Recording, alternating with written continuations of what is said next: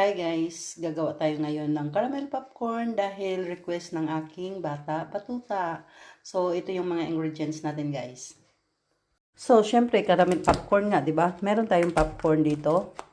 Tapos meron tayong sugar, meron tayong honey. Lagyan ko kasi siya ng honey at saka counting butter. So, let's go. Gawa tayo. Painit na ba ako dito? Ayun, pinainit ko na to guys. Lagyan lang natin siya ng kaunting mantika. Olive oil pala ang gamit kong mantika guys. Tingnan mo. Kunti lang. Mga siguro dalawang ganyan lang. Tama lang na mabasa. Yung ay nadamihan ko yata eh. Magano na tayo ng popcorn. Lagay natin dyan guys para hindi mabuhos lahat doon Tama na yan. Marami yata to.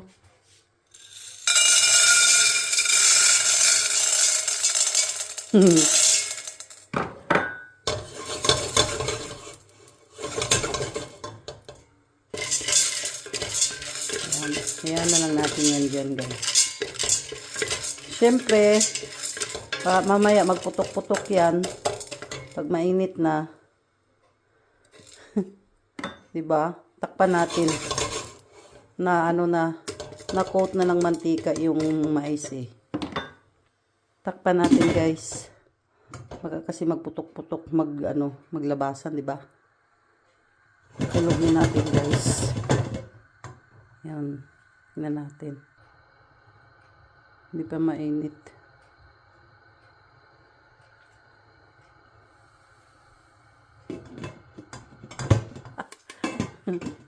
Takpan natin guys. Kasi nag-start na siyang mag-pop eh.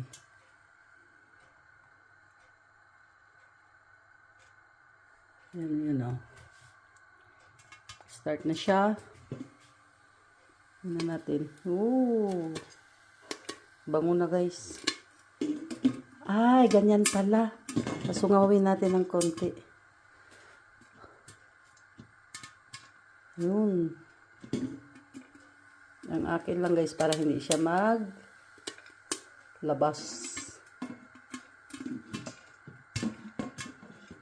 Yan na.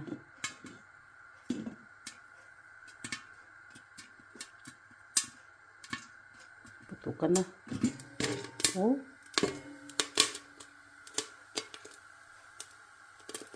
Silip-silip pero takot naman.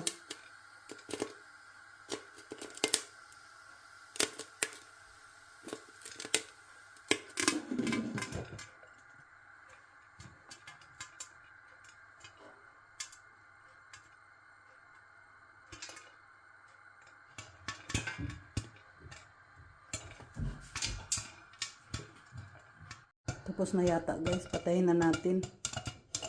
Wala na masyadong nagputok eh.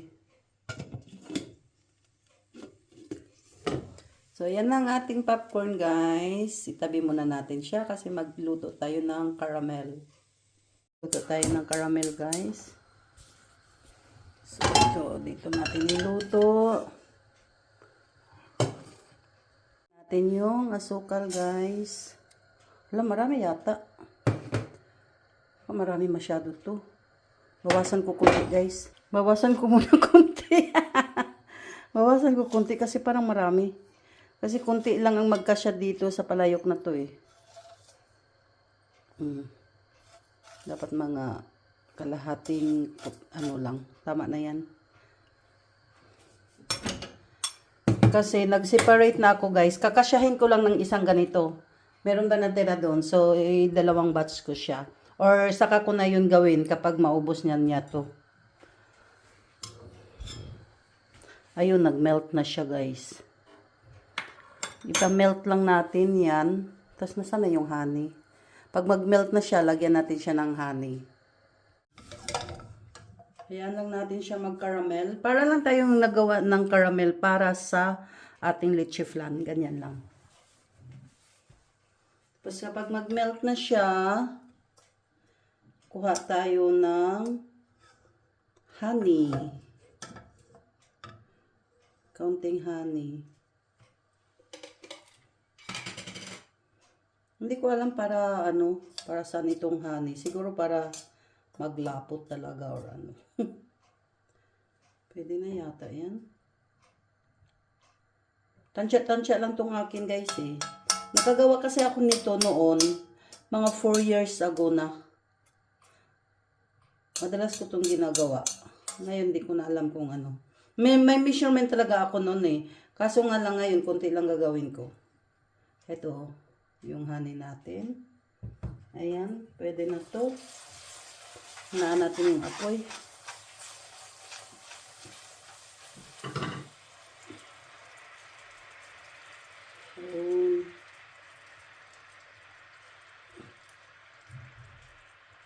Dikit na.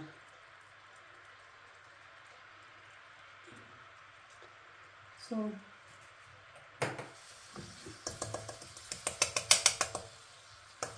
ayan. Halo lang natin guys. Para mag-melt ng gusto yung sugar at ma-mix siya ng maayos. Ano?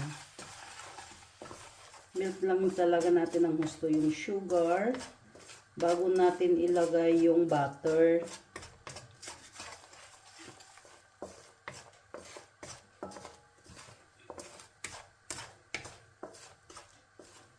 Lagay na natin yung kaprasong butter guys. Siguro mga 1 cup, 1 tablespoon na butter. Ayun.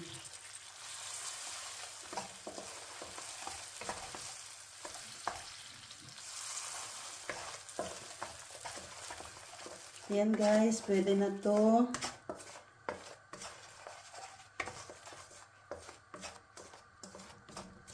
Lagay na natin ang ating popcorn. You know. Halo lang natin. Tsaka hinaan lang yung apoy guys para hindi siya masunog. Mix lang natin siya ng husto. Ganon lang. Halo mo lang siya ng husto guys hanggang sa makita mong coated na silang lahat.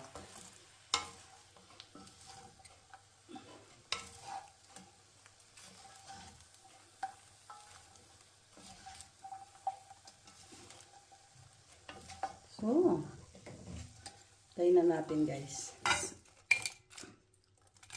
Yun.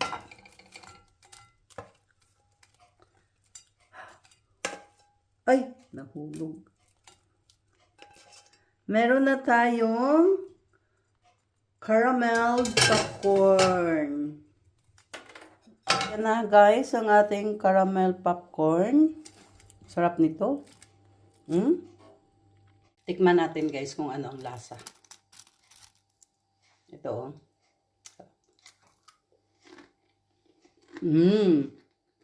Sarap. Sarap guys.